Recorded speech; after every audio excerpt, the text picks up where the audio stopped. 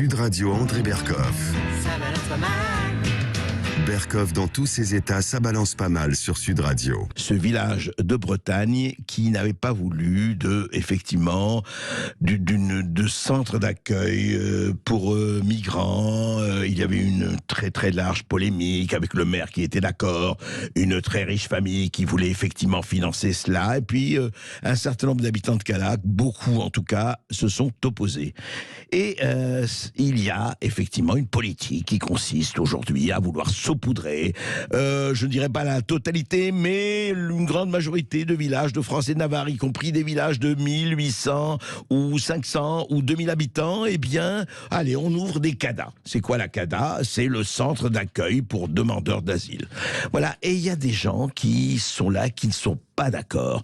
Et avant de les traiter de tous les noms, comme font les bien-pensants, bien calfeutrés à l'égard de leur maison et de leur protection, etc., ou même des gens très sincères qui ne voient pas les problèmes, eh bien, écoutons-les. Écoutons notamment les habitants de Besnac. Besnac, c'est très simple, il y a 40 migrants qui vont débarquer dans un petit village corrézien de 357 habitants sans aucune consultation. Mais il est là le problème, c'est que la moindre des choses dans ces cas-là, qu'on fasse une consultation, qu'on fasse un référendum auprès des habitants, qu'on leur demande leur avis, eh bien voilà, eh bien les riverains sont inquiets et il y a un collectif qui s'est formé, Sauvons Besnac.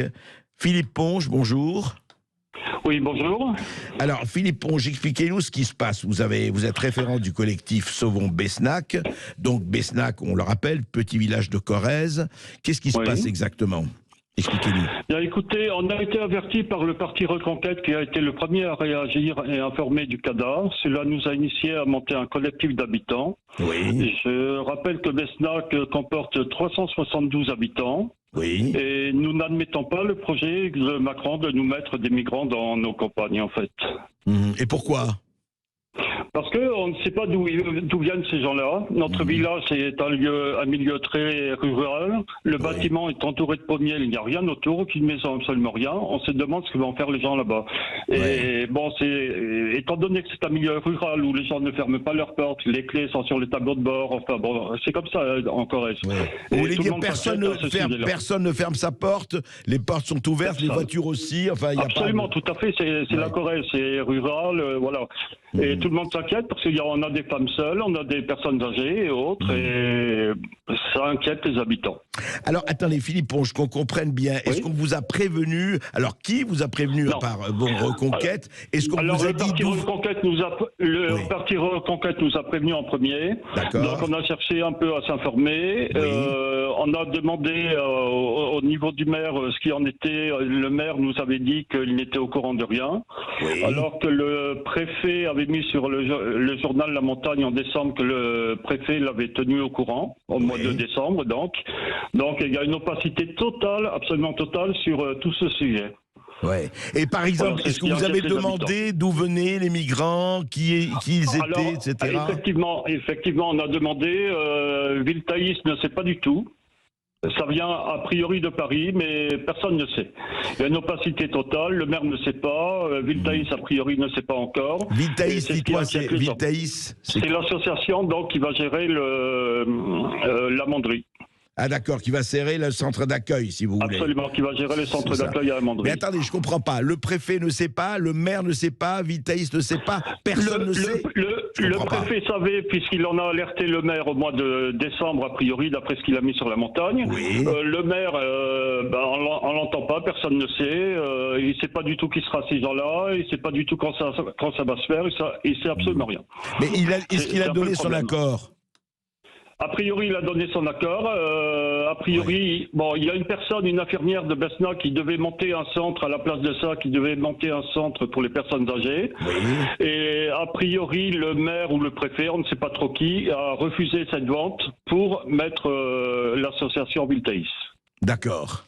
D'accord. Et l'association Vitalis ne vous répond pas plus que ça par rapport Non, pas plus que ça. Non, c'est vraiment très secret.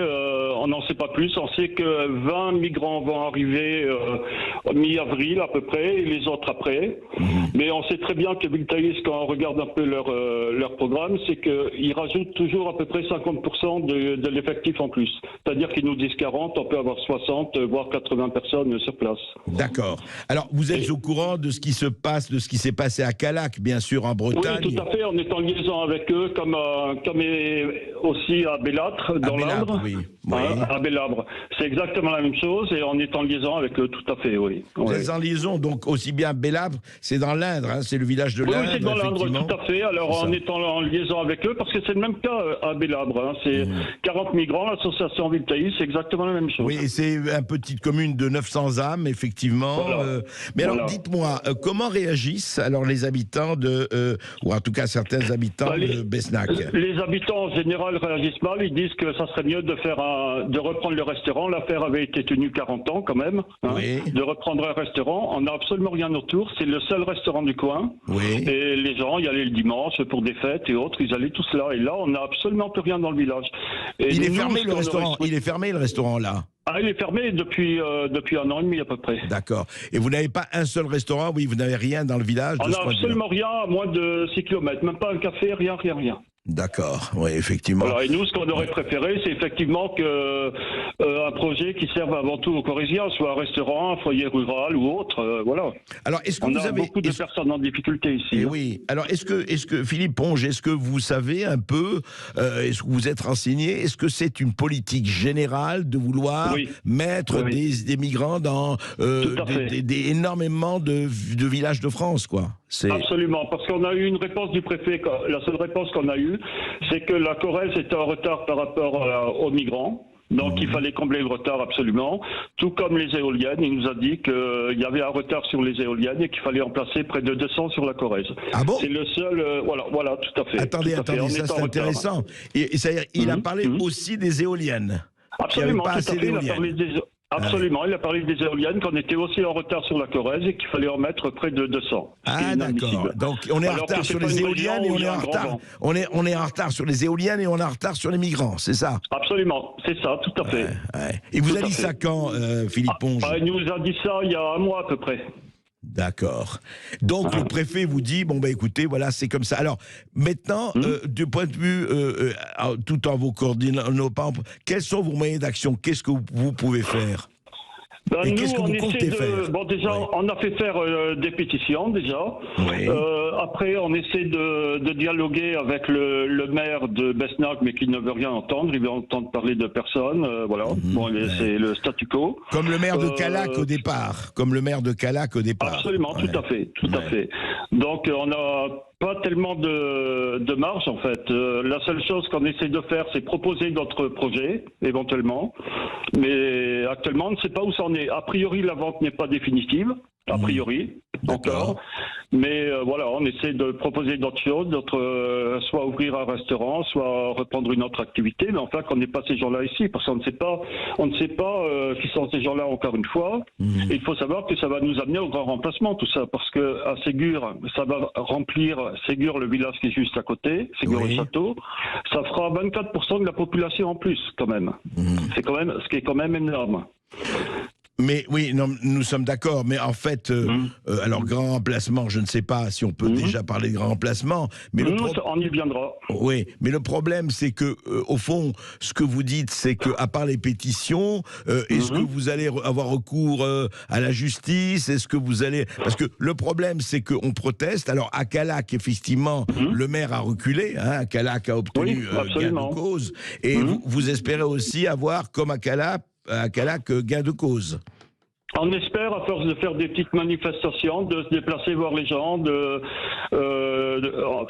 on espère, mais comme on ne sait pas exactement où en est la situation, c'est un peu compliqué pour nous. Oui. Est-ce que vous avez consulté, par exemple, le député de votre circonscription? Non, parce que bon, c'est des gens qui sont tout à fait pour... c'est des pro-Macron. Politique. Donc voilà, donc on sait qu'ils sont tous pour cette politique-là, et voilà, malheureusement. Donc écoutez, en tout cas, on en parle, vous en parlez. Oui, il faut. Oui, mais écoutez, c'est ce qu'on est en train de faire. Je vous remercie. Après, à vous de voir, effectivement, j'ai vu, il y a une pétition qui a circulé, le nom au CADA, donc le CADA, je rappelle, c'est le centre d'accueil pour demandeurs d'asile. Absolument. Je voudrais lire, d'ailleurs, c'est intéressant, et que vous me disiez ce que vous en pensez. Voilà ce que le collectif Non au CADA à Belabre a écrit, notamment. Le 15 septembre 2022, donc c'était le 15 septembre dernier, le président de la République présentait devant tous les préfets sa réforme dite transition démographique. En clair, il s'agit d'organiser l'arrivée massive de migrants dans nos campagnes à travers tout le pays. Alors, à Belabre, le maire et son conseil soutiennent cette réforme, sont 2 conseillers. Alors, pour mémoire, je rappelle, et je crois que c'est exactement votre cas, donc eux, chez eux, le 30 janvier dernier, le maire et le conseil municipal ont rencontré l'association Ville Thaïs, dont vous parliez, puis 15 jours plus tard, le 9 février, le conseil municipal a voté l'installation d'un CADA. Chez vous, ça n'a pas encore été voté, donc si je comprends bien. A priori, ça a été voté. Ce qu'il y a, c'est que la vote n'est pas définitive encore, je crois. Bon, il y a les 3 mois d'attente et je crois qu'elle n'est pas définitive, mais comme on ne sait absolument rien, d'après ce qu'on a compris, c'est ça. Voilà, c'est tout. Alors, ce qui est intéressant, alors je vous dis ça aussi, c'est intéressant, Philippe Ponge. Il est intéressant de noter, attention, le collectif Non au CADA à Belabre, il est intéressant de noter qu'en juin 2022, l'association Ville Thaïs a fait l'objet d'un rapport de la Chambre régionale des comptes de la région Auvergne-Rhône-Alpes, rapport qui met en cause son organisation et sa gestion financière, etc. Alors, oui, l'association Ville Thaïs étant subventionnée par l'État, donc par nos impôts, les habitants de Belabre, qui vont se voir imposer l'arrivée de migrants sans la moindre concertation, ont le droit de savoir qui prétend gérer dans leur propre commune les flux migratoires. Et c'est votre avis aussi? Ah oui, absolument, tout à fait, c'est tout à fait ça. Hein. C'est tout à fait ça. L'association Ville Thaïs, a priori, se sert avant de servir les autres, on a l'impression.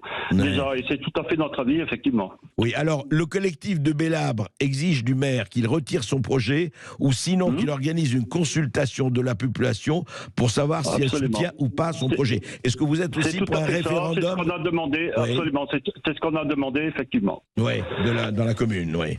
Voilà, tout à fait. Et dites-moi, si jamais oui, c'est exactement comme à Belabre, donc. C'est exactement le même cas. Oui. Et si jamais le maire refuse, et si jamais on vous dit non, pas de consultation, pas question, qu'est-ce que vous pouvez faire en fait? Qu'est-ce que vous ferez? Dans ce cas-là, si le maire refuse, on a le préfet qui est au-dessus, forcément qui va imposer son diktat. Qu'est-ce que vous voulez faire après? Nous, on aura servi d'alerte. Avec Reconquête, on a prévenu les gens. Qu'est-ce que vous voulez faire après? Si les gens, tout le monde accepte ça, voilà. Mais à votre avis, très franchement, Philippe Ponge, à part vous et le collectif Sauvons Besnac, vous pensez... mais très sincèrement et honnêtement, que la majorité, peut-être que la majorité des habitants de Besnac se disent oui, après tout, pourquoi pas? Est-ce que vous croyez que la majorité est avec vous ou pas? Franchement. Oui, franchement, oui. On a fait un reportage la semaine dernière avec la 3, où il y a eu un reportage sur le régional. Et les gens qui en parlaient disaient effectivement qu'ils auraient préféré que le restaurant continue, que ça soit une autre activité, que ça soit quelque chose de... Bon, là, on sait pas qui sont ces gens-là, déjà, c'est un peu inquiétant. Et oui, les gens s'inquiètent, tout à fait. Oui, ce qui est quand même étonnant dans ça, c'est qu'on ne vous dise pas, effectivement, pourquoi pas des migrants, mais d'où ils viennent, qui ils sont, voilà, s'il y avait un peu moins d'opacité, peut-être que ça serait mieux passé, déjà. Il y a ça aussi. C'est ça. C'est cette opacité. Oui, il faudrait de la transparence, d'abord. Il faudrait de la transparence, tout simplement. On nous dit, bon, voilà, ce sont des gens qui sont là pour 8 mois, bon, après, ça changera, ça se passera bien, c'est ce qu'on nous dit actuellement, mais on sait très bien déjà que les gens ne vont pas rester 8 mois sur place. C'est entouré de pommiers, il n'y a absolument rien autour. Donc qu'est-ce que vont faire ces gens-là? À Toulon, quand il y avait la protection policière, ils sont partis au bout de 3 jours. On ne va pas me faire croire qu'à Besnac, où il n'y a rien autour, il va rester sur place. Moi, j'y crois absolument pas. Donc on va faire revenir d'autres personnes et tous les 8 mois, on fera revenir encore d'autres migrants. Ça va être quelque chose de sans fin. Oui, c'est vrai. C'est ça qui inquiète un peu les gens, quoi. Je comprends, et c'est sympa. Écoutez, Philippe Ponge, on se tient au courant, tenez-nous au courant de ce qui se passe. Je vous remercie beaucoup. Mais je vous en prie, et à bientôt. Merci, M. Berkoff. Voilà, au revoir. Bonne journée à vous. Au revoir. Oui. On a Guy qui veut réagir. Oui, Guy, on vous écoute. Vous êtes... oui, Guy. Oui. Bonjour Sud Radio, bonjour Monsieur André Berkoff, bonjour Lucien. Oui, on parle de l'expansion démographique en France. La transition démographique, dit le président Macron. Oui, il appelait ça la transition démographique. Oui, voilà. Mais il y a de la transition partout maintenant, Monsieur Berkoff. On parle de transition partout, d'accord? C'est le mot passe-partout. Je tiens quand même à rappeler que nous avons 230 000 à 235 000 avortements par an en France. Beaucoup de ces femmes ne souhaitent pas avorter. Elles sont soumises à l'oppression, à une stratégie, que sais-je. Nous avons, lorsqu'une personne commet un crime dans ce pays, ça mobilise les services de police et de gendarmerie, ça coûte une fortune. Ensuite, ça mobilise les services de justice, ça coûte du temps et une fortune. Ensuite, cette personne va coûter aussi une fortune pour être incarcérée, donc mobiliser les services pénitentiaires. Ne peut-on pas aussi nous occuper de ces femmes qui souhaitent accomplir leur maternité? Écoutez, c'est un autre problème, c'est plus compliqué parce qu'il y en a qui veulent avorter, d'autres qui veulent pas. Je ne dis pas que c'est un problème très différent, mais je crois que le problème, c'est effectivement une volonté. Alors c'est la volonté démographique, et je crois qu'on ne peut pas, si vous voulez, trancher comme ça sur les femmes qui veulent ou les femmes qui ne veulent pas. Chacune est libre de son corps et de son destin. Vous ne croyez pas, Guy? Leur proposer, M. André Berkoff, ça ne leur est pas proposé du tout. Et on n'entend pas parler de cet homme ce garçon qui a fait l'enfant avec elle. Déjà d'une part, qui devrait être lui aussi confronté à cette situation. Oui, mais on ne propose pas à ces femmes d'accomplir leur maternité systématiquement. Je comprends, mais moi je crois qu'avant tout cela, et pour revenir à Besnac, à Bélabre et à Calac, il faut informer les gens, il faut consulter les gens. Je crois que la chose la plus importante, après pourquoi pas des migrants ou pas, moi je n'ai pas d'avis à ce sujet. Le problème, c'est l'opacité. Quand vous avez des gens, vous leur dites on va vous amener telle personne, eh bien vous faites une consultation, un référendum. Ça s'appelle la démocratie, ça. Il faut quand même pas heurter les gens et les entre guillemets les violer. C'est pas possible. Voilà, le problème il est d'abord là, je crois que c'est dans la transparence. En tout cas, merci Guy et bonne journée à vous.